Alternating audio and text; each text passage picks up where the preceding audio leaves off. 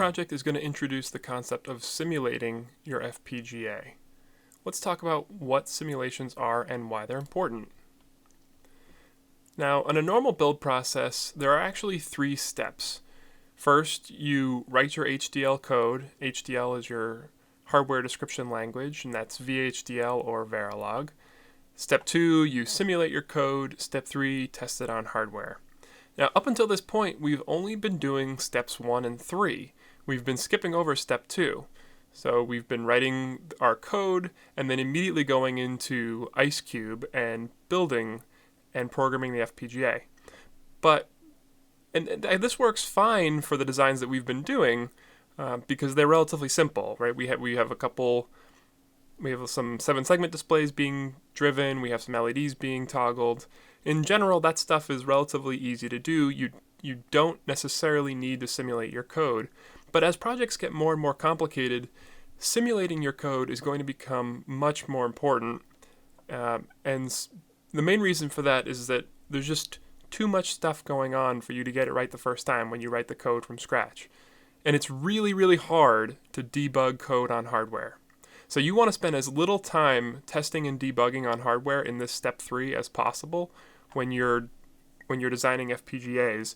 You really just want to spend a lot more time in this number 2 section here where you're simulating it, so that when you can find bugs in 2, fix your code, and then when you go to step 3 and you actually test it on hardware, you're pretty certain that it's going to work. And if it doesn't work, it's relatively close to what you would expect.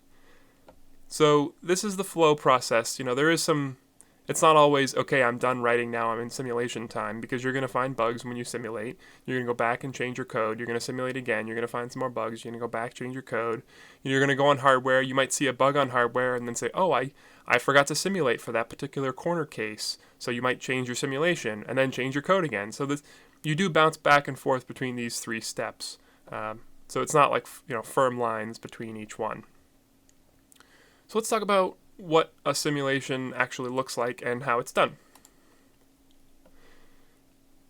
Our unit under test, or UUT, or device under test, DUT, they can be called the same thing, is the piece of RTL code, the VHDL or Verilog code that we are going to be testing and simulating. Around that code, we write what is called a test bench. A test bench drives the inputs to the UUT and monitors the outputs of the UUT. That's what this line represents. Here are the inputs and here are the outputs. And the test bench is its purpose is to just exercise the unit under test as much as possible. So you really want to get the most visibility into all situations that the unit under test might be presented with. Stressing it and checking out all corner cases is probably going to be important, because corner cases is where your design might fail. The couple things to note: the test bench code that you write is you can consider it almost throwaway code. It doesn't get synthesized onto your FPGA, so it doesn't go through the IceCube 2 tools. You never add it to your project in IceCube. You never build it. It's not synthesized. Its sole purpose is to drive the unit under test for simulation, and that's it. So a couple things about that. We've only been using constructs up until this point in VHDL and Verilog that are synthesizable constructs.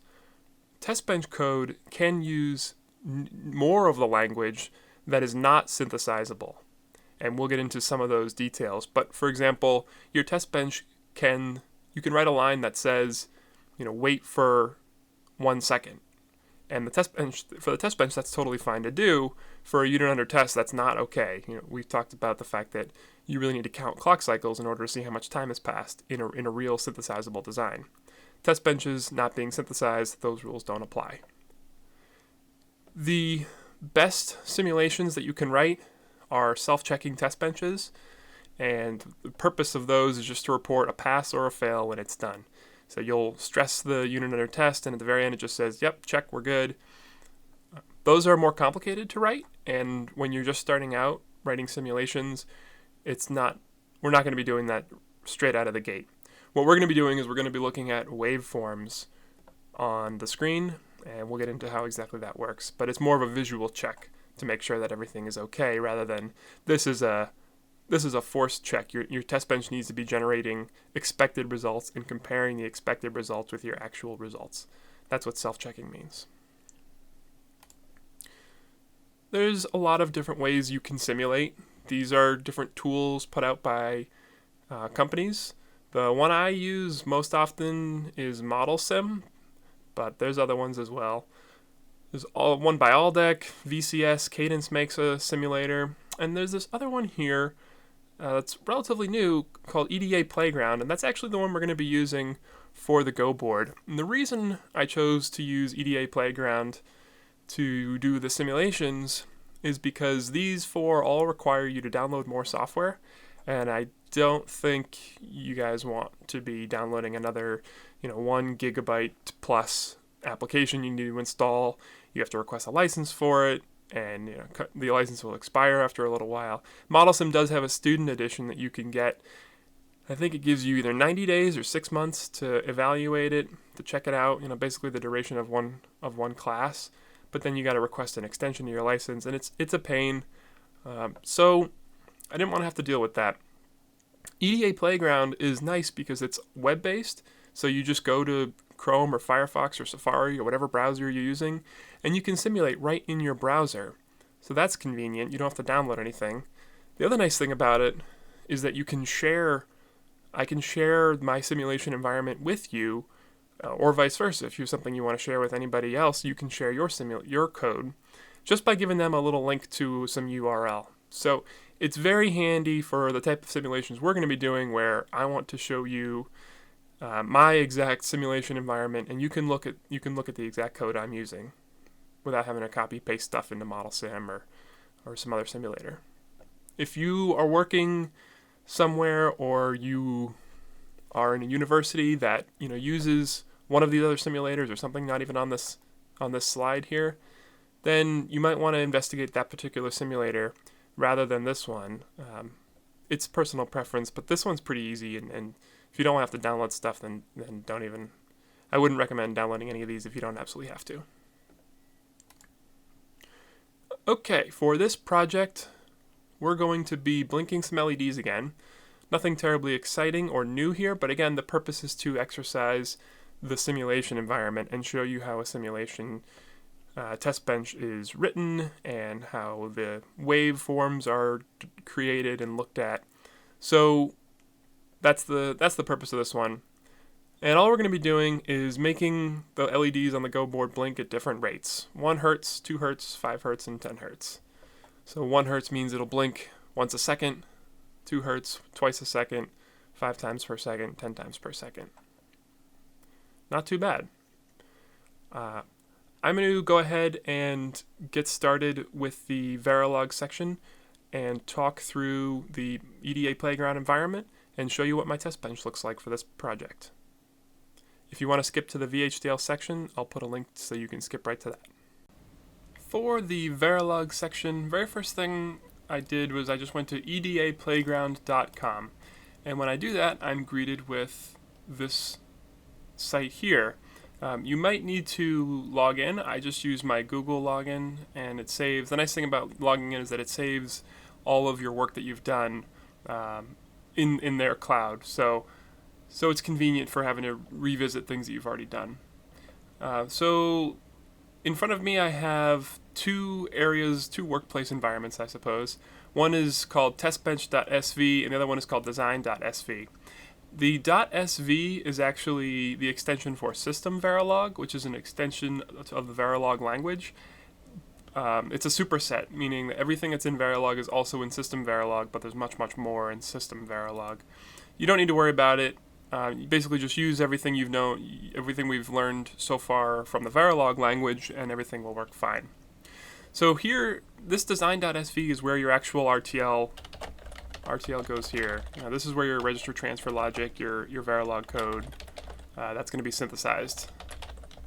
Synthesizable code goes on this side here. And Testbench.sv, as the name implies, is where the testbench code lives. And this is not necessarily synthesizable. You can have synthesizable code here, but it doesn't have to be.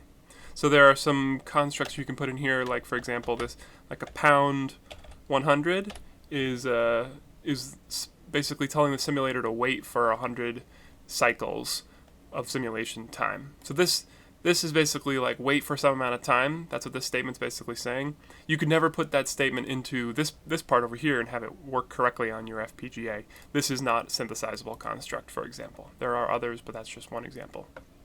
So that's the philosophy. This is the output of what happens when you run your simulation.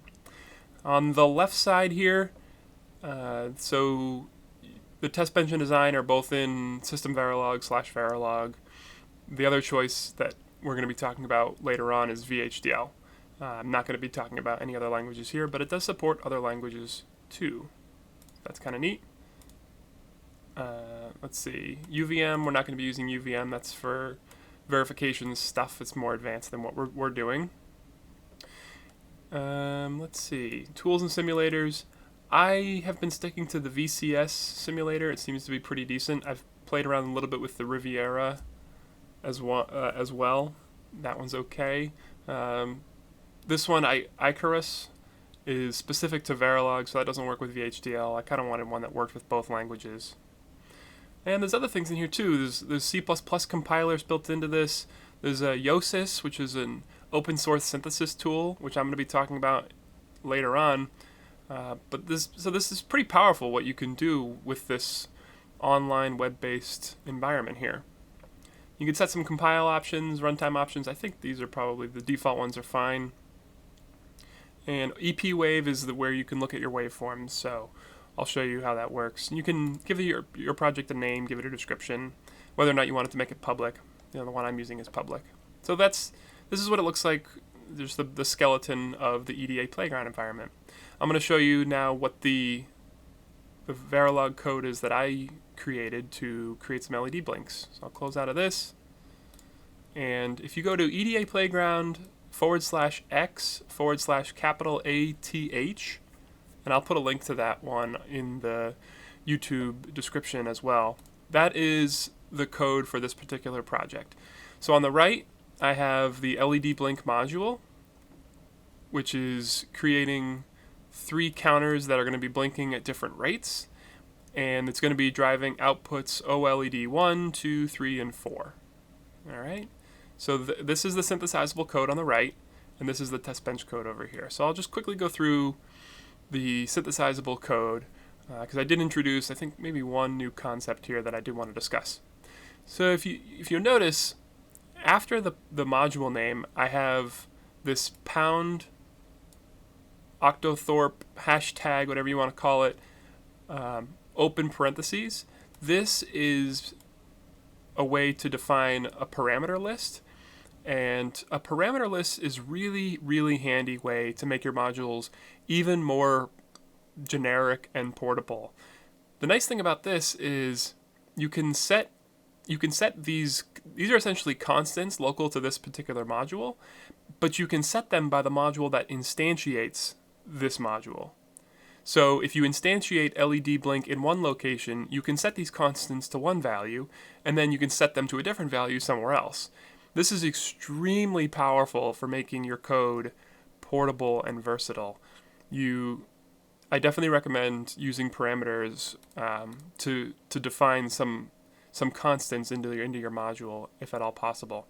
If you have a constant, inside your module that is never going to change, I don't know what it would be, but you can definitely put parameters local to your module as well. These are for parameters that might change depending on the instantiating code. So this takes in a clock as an input, and it has just the LED outputs. And inside this thing, there's just going to be a bunch of counters that just free run and count up, and they make the LEDs blink. So I'll show you, there's 4 processes here. 4 always blocks. I got a little, that was a VHDL thing. 4 always blocks here, and they're pretty much exactly the same. Each one is responsible for one of the LEDs. So this one here, always at pause edge clock, if R count 10 Hz equals G count 10 Hz. So this is saying if the counter is at its limit specified by the input parameter, then toggle the state of the LED, reset the counter back to 0. Otherwise, count up. So this is a really convenient way here. Rather than hard coding this number to something, it's set to this parameter here, so that if the parameter changes, this counter will count up to a different value. And the reason this is nice is because if the iClock frequency changes, then 10 hertz represents something differently, a different number of clock cycles. If the clock is 1 megahertz or 10 megahertz or 100 megahertz, it will count to a different number to get to 10 hertz. The counters themselves I defined as 32-bit registers. They're each assigned in an always block. And this is something that maybe you haven't seen yet, but probably should point out. I have this always block running here, and I have this always block running here, and I have 4 altogether, all running. These always blocks, just to make this perfectly clear to you, are all running at exactly the same time. They're all running in parallel. And this is the key thing about VHDL and Verilog hardware description languages in general, is that they're parallelizable, as opposed to, if you ever use like an Arduino or written in code in C, everything is sequential. Do this, then do this, then do this, then do this, from top to bottom. FPGAs run in parallel, so this always block is running at the exact same time that this always block is running. So these counters are both changing on the exact same clock cycle. Count 2 hertz is changing at the same time as count 1 hertz. They're counting up to different values. This one counts up to the generics or the parameter specified by this input here, but they're all running at the same exact time. And we'll take a look at that in the test bench when we run the test bench to just show you that they're actually, you can visualize it. All right, so that's the code. On the test bench side, let's see. We created a module. We called it LED_blink_TB. TB is for test bench. That's just my, usually I'll take the name of the module and then add _TB afterward. There's no input or outputs to it. All the signals are going to be locally generated. We are generating a clock, R_clock, and it's set an initialization value to 1 tick B0, so set it to 0. And this is something that's totally not synthesizable at all, but it works perfectly fine for our test bench. Always #1, our clock gets not our clock. So this is saying wait 1 time slice in the simulation environment, and then invert the clock. And this is just going to create a 50% duty cycle clock, which will run this LED blink code. All right. Now down here is where we instantiate the LED blink module. And I have a comment that says, need to set up parameters appropriately. These will blink much faster than on hardware. This allows the simulation to run quickly. So what I'm trying to say here is that the clock is, if I really were to set these to the values that they're going to be set to on the hardware, this is set to 1.25 million in a 25 megahertz clock, such as the one that's used on the Go board. For this simulation to count up to 125 million would take a very long time. So I'm just going to say, okay, we're going to count up to 5, just to make sure that everything's running. This one's going to count up to 10, this one's going to count to 25, this one's going to count to 50. And this will do the same thing. It'll exercise all these always blocks, but the count values that they count up to is slightly lower, just to make the simulation run faster. So here's how you set the parameters. You do a #, open parentheses, dot, name of the parameter, open parentheses, value you want to set the parameter to. UUT is the name I'm giving it. You can give it whatever name you want. And then after the UUT name is where you have the actual ports for inputs and outputs into the module. So we give it the clock there, and then this is totally possible to do. .o LED1 open parentheses. This means leave it open. Don't connect it to anything, and that's fine. We can leave outputs open in synthesizable code too. If an output isn't used in the simulation or in the synthesizable code, then the synthesizer at least will just remove any logic that drives that output. It'll realize nobody's using me. I'm not going to create any code for it. In the test bench code, this stuff will still run internally, and we'll take a look at what I mean by that. This initial statement we haven't seen yet. It means that you're going to run something between this begin and end statement 1 time and from top to bottom. So the very first thing we're going to be doing is displaying $display starting test bench. Display, you can put a string in here, and it'll display whatever string you give it. There's more to say about display, but that's for another project. Pound 200, we're going to wait for 200 ticks of the simulation time. $finish means that we're going to exit the simulation. And this stuff here, this initial begin end, you don't need this for other simulation environments like Model Sim, but this is required for EDA Playground. So just for now, just put these lines in your test bench. This is required to dump the signals to EP Wave. All right. So we should be able to run this simulation now. If I click run, it's going to show some output here, cryptic stuff, and it immediately opens up EP Wave. And I've already added signals to my EP Wave, but if you need to add more, you can click Get Signals here, and click on UUT, Unit Under Test, and it'll show you the signals inside the unit under test. That's kind of neat. That's how I added those. And if you look at this, this is a perfectly good simulation here. What we've done is we've generated a clock, iClock, and we can look at these counter values counting up, and we can see right off the bat that our LED 1 is toggling at 50% on, 50% off, 50% duty cycle. LED 2, same thing, it's toggling. LED 3 is toggling, and it's toggling less frequently than LED 1, and LED 4 is toggling the slowest. So this looks like it's actually working correctly. You can zoom in here a little bit and see what these counters are counting up to. So these counters are all running independently, and they're all changing on every rising edge of the clock. So here's a rising edge of the clock, for example. And let's see.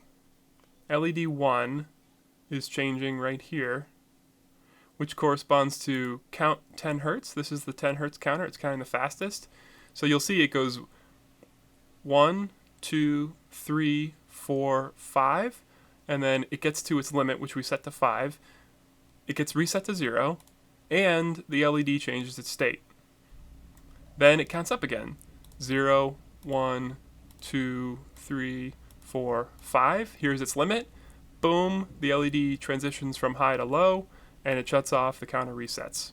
So that count's working correctly. You can look at the next one and see that it's doing the same exact thing. Here, count 5 hertz, for example. Oops, get rid of that. Count 5 hertz is toggling. It's counting up to, let's see. This one counts all the way up to 10. 8, 9, A is 10. I wonder, you might be able to change the radix on this too. Can I do that? Radix? Oh, it's either hex or binary. So A is 10 in hex. So this looks good.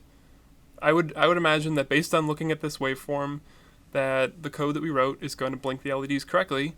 So the simulation has done its job. We've gotten a visual check that things will be working pretty closely to how we would expect.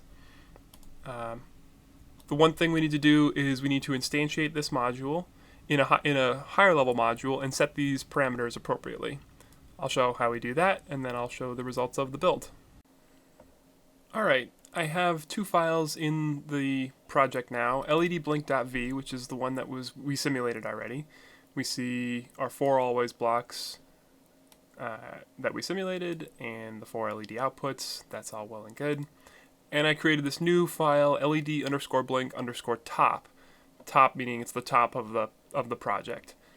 And we have a clock input, OLED 1 through 4. These are the outputs on the Go board. We know that the input clock on the Go board is 25 megahertz, so we need to set these parameters. I actually said generics, but that's not the right word. It's technically a parameter. Generics are in VHDL. That's what happens when I go back and forth between the 2 languages all day. Parameters represent count values to which internals count before toggling their LEDs. So this is the part where I was talking about that these values can change. Let's see, how did I get this value? Maybe that's somebody might ask that question. Let's see. If I want something to blink at 10 megahertz, then it's going to be 25 megahertz is my starting clock frequency, divided by 10. That's 2.5 million. But this counts up, it's a 50% duty cycle, so it counts halfway up, and then it toggles the state. So really I want this to be divided by 2, and that's 125. So that's pretty much it. I did want to just show one thing here. On the output of OLED 1, I left it open or unconnected. So now the synthesis tool is going to say, okay, nobody's driving OLED 1. Nobody's using OLED 1. So anything related to OLED 1, I'm actually just going to remove completely during the synthesis process. And you'll see on the Go board when I program it that LED 1 is not blinking because I removed the code to do it. So I just wanted to show that that's possible. Oops. If you did want to write, put OLED 1 in here, you can do that too, and that would make LED 1 start blinking again. So I'm going to build this project. Let's see, I did run through synthesis. I'll run through it again. This one takes a little bit longer. And now we're actually starting to see how resources might be used a little bit more when we start doing these really big counters, right? We have these 4 32-bit counters. Actually, only 3 of them are being synthesized. But we have 99 register bits, 123 LUTs, so, still under 10% of the FPGA. But big counters definitely take up some decent amount of resources. So what we're doing is not very complicated, but it does require a decent amount of resources to do it.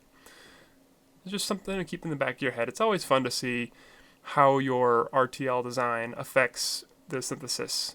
So some things you might think might take a lot of logic, and you look and you're like, oh, it's not that bad. Other things you just think, oh, 32-bit counter, no big deal. And you're like, wait a second. There's 32 registers for each one of those bits in that counter. There's 3 of them. Okay, you're right there. You're up to 60s, and then there's other logic around it. So yeah, you get up there. So I'll program actually, first I'm going to talk about the VHDL code. So feel free to skip that. But then I'm going to be programming the Go board and showing the results.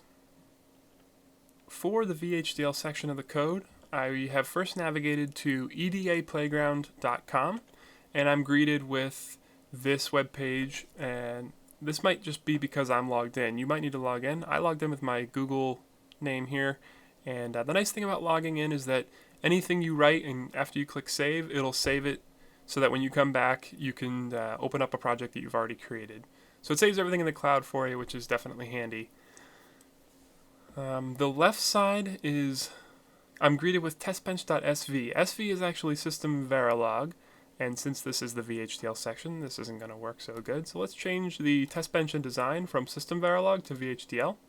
And now this looks better. This looks a little more familiar to us. Testbench.vhd, design.vhd. And they put the first 2 lines in here for you. They know you're going to use standard logic 1164 because you always do. So this is the right half here is the actual RTL, the register transfer logic, the synthesizable VHDL code goes here. And this is the stuff that we've been mainly focusing on for the most part. All this stuff gets passed through your synthesis tool and gets synthesized and programmed to your FPGA.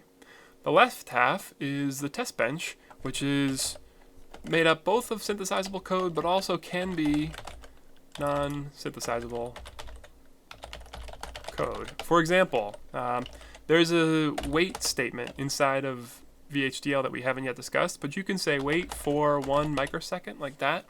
Totally legitimate. You can do that in the test bench, and what that'll do is it'll just tell the test bench to just, it'll do the line of code before it, it'll wait for 1 microsecond, then it will do the line of code after it. And that's totally possible. But you could never put this over here. That's not synthesizable at all. Again, the way to take care of time inside of a synthesizable FPGA is to count clock cycles, which is actually what this project's going to be doing. Let's see, what else do I want to talk about? VHDL, no extra libraries being used. I set the simulator to VCS. I've also played around a little bit with Riviera, and I think VCS works for our needs, so I'm going to stick to that.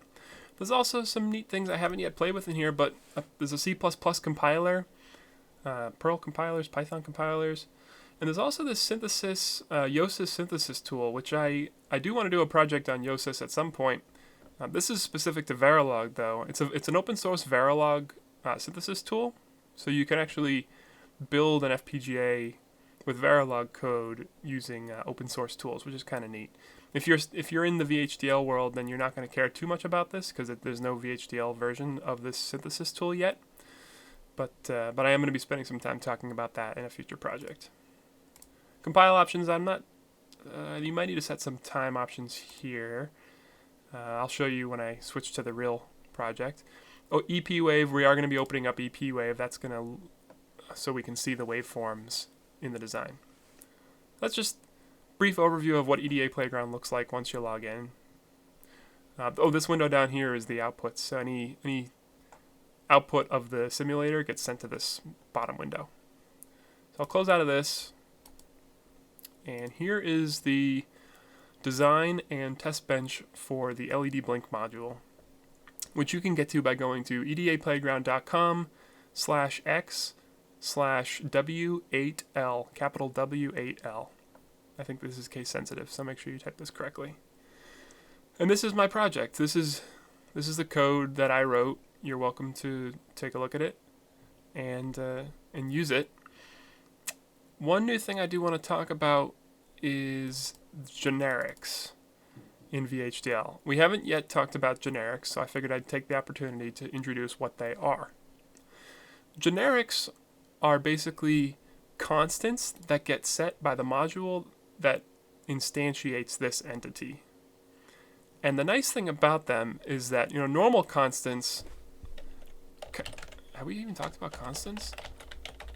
Constant, I don't know, index, integer, 5, whatever it is. I usually do C underscore for constants. This constant like this, if I were to put this in the code, would be local to this module. So it would the only people that could see this would be this module. And if you ever wanted to change this C underscore index, you'd have to change this design.vhd.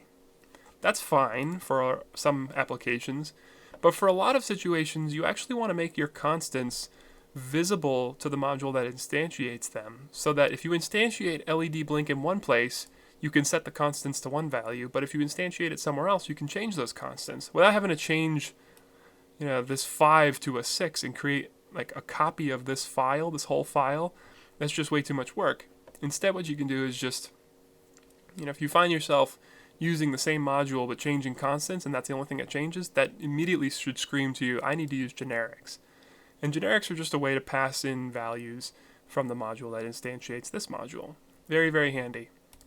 So I created G count 10 Hz through 1 Hz, and this is going to represent the limit to the counter that I'm going to be counting up to make the LEDs blink. So these counters down here are R count 10 Hz is a type integer, and I give it a range 0 to G count 10 Hz. So this is the highest value that this signal is going to be allowed to count to. And then inside, we have 4 processes. Each process is responsible for one of the LEDs, and they all basically work the same way. They just have different counters. They just control different signals inside of each one. So for example, this first one, process iClock, if rising edge iClock, then we check the value of the counter where it's currently at, and we say if it's at its limit specified by the input generic, then we want to do 2 things. First, toggle the state of the LED, which is this line, and then secondly, reset the 10 Hz counter back to 0 so that we can start counting up again on the next clock cycle. If it's not at its limit, then just increment the counter and don't toggle the state of the LED. This will only run when we get to this if statement. So that's it. That's what makes this R toggle 10 Hz toggle 10 times a second. Now, this is the first time I think that we've seen multiple sequential or clocked processes in one file. So it is worth pointing out that these two, there's actually 4 of them, but these 2 are running in parallel, meaning at the same exact time. And this is the beauty of VHDL, is that it allows this type of construct. If you've ever written something like C or Arduino project or whatever you've done in the past, the lines execute from top to bottom. You have to go from the very first thing to the very last thing. You might have a loop that loops you back up to the top again. But what this is doing is it's allowing these two processes to run at the exact same time. So this R toggle 5 Hz is changing, or this R count 5 Hz is changing on the exact same clock cycles that this R count 10 Hz is changing on. And this is why FPGAs are powerful, is that you can run multiple things in parallel. They're highly parallelizable. We'll see more examples of this in the future, but this is probably the most concrete example of this yet so far. So that's the 10 Hz process, the 5 Hz process. There's also down here a 2 Hz and a 1 Hz process as well. And they all just control, the purpose is just to create these R toggle 1 Hz, R toggle 2 Hz, etc. The output of the module, I'm just wiring up the outputs. OLED 1 gets mapped to 10 Hz, 2 gets to 5 Hz, 3 to 2 Hz, 4 to 1 Hz. That's it for the RTL code. Now we're going to take a look at the Testbench code. The left half side here is the Testbench. I usually just call it, the name of the entity that we're trying to simulate, LED underscore blink, and then I add underscore TB afterward, TB for Testbench. And this might be a little confusing, but you don't actually have to specify a port map for this Testbench because all the signals that the Testbench is going to be using are going to be generated inside the Testbench itself. So we don't need any inputs or outputs to this module. It will just run on its own. Architecture of entity name is, here's a constant, and I called it C-clock period. It's of type time, which is definitely something that's used in simulation, and would not ever be used in synthesis. And I set it to 1 nanosecond. We have a clock signal here of type standard logic, default it to 0, and here's a line that is totally okay in simulation and would never work in synthesis. R clock gets not R clock after C clock period over 2. Just a nice simple way of generating a clock. So after C clock period over 2, in this case clock period is 1 nanosecond, so after half a nanosecond this thing is going to invert itself. So that's going to give you a 50% duty cycle clock right there. And that clock is going to be used to drive the LED blink module. I have this comment here that says, we need to set up our generics appropriately. These will blink much faster than on hardware. This allows the simulation to run quickly. So these values is really going to be a lot higher. These are going to be in the millions when we actually instantiate them, and I'll talk about that when I instantiate this code for the build process. But I didn't want to set these to like 100 million or 10 million or whatever it is clock cycles, because then it would take a really long time to run the simulation. So that's the nice thing about these generics, is that you can set the count limit to 5 for G count 10 Hz and the count limit to 10 for G count 5 Hz, and it'll just run the simulation way faster. You'll still get a visual indication that everything's working correctly, but it'll allow the tools to just run through your code in a lot less time.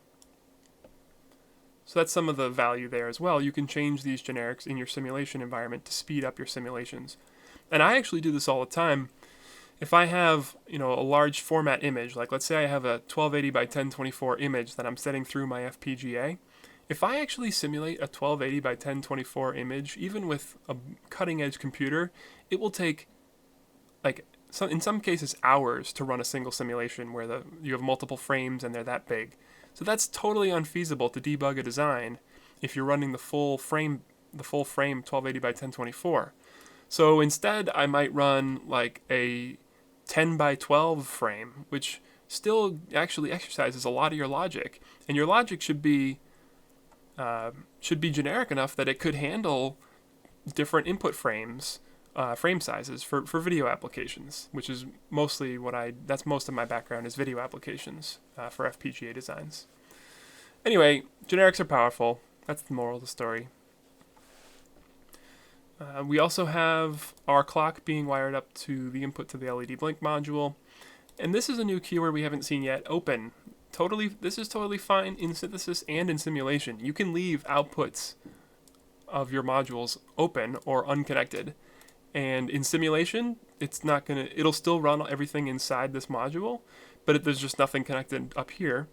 In in synthesis, what'll actually happen is that it will realize that, okay, nothing's connected to OLED 1 at the top level, so I'm going to go ahead and remove any signals that are driving OLED 1. So synthesis will probably give you a little warning that says, hey, nobody's connected to this output.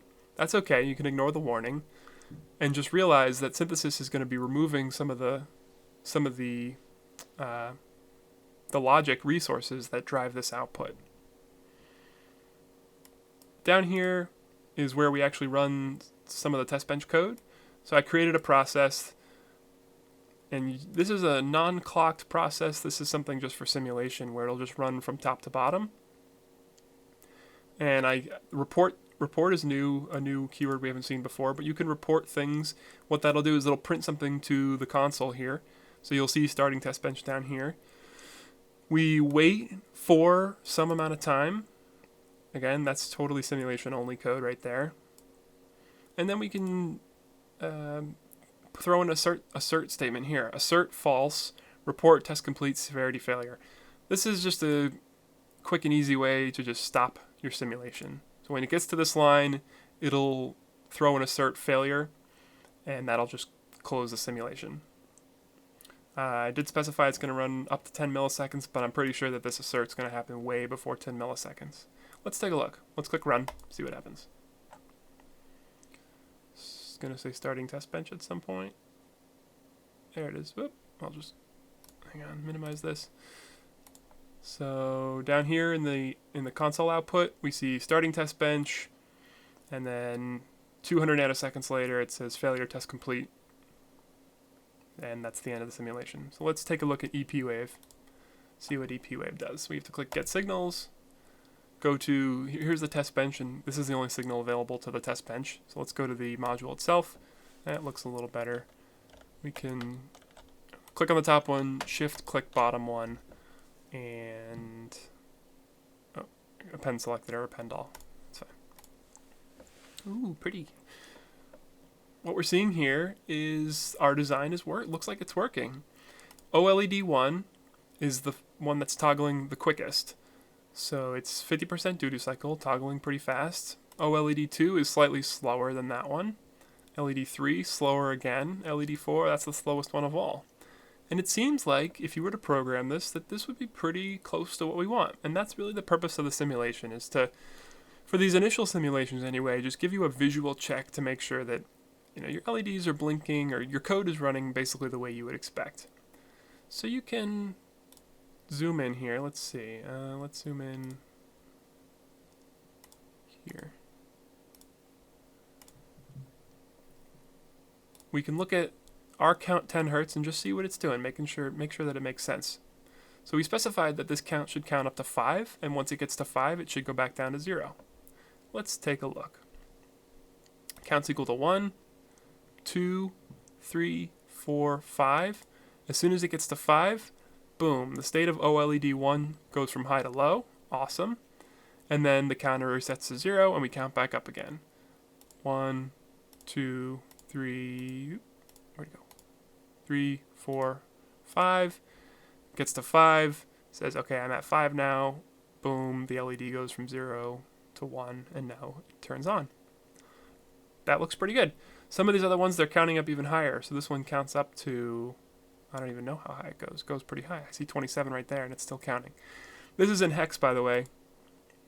You can change this by clicking on radix, and your choices are either hex or binary. So this is you can see a binary counter if you want.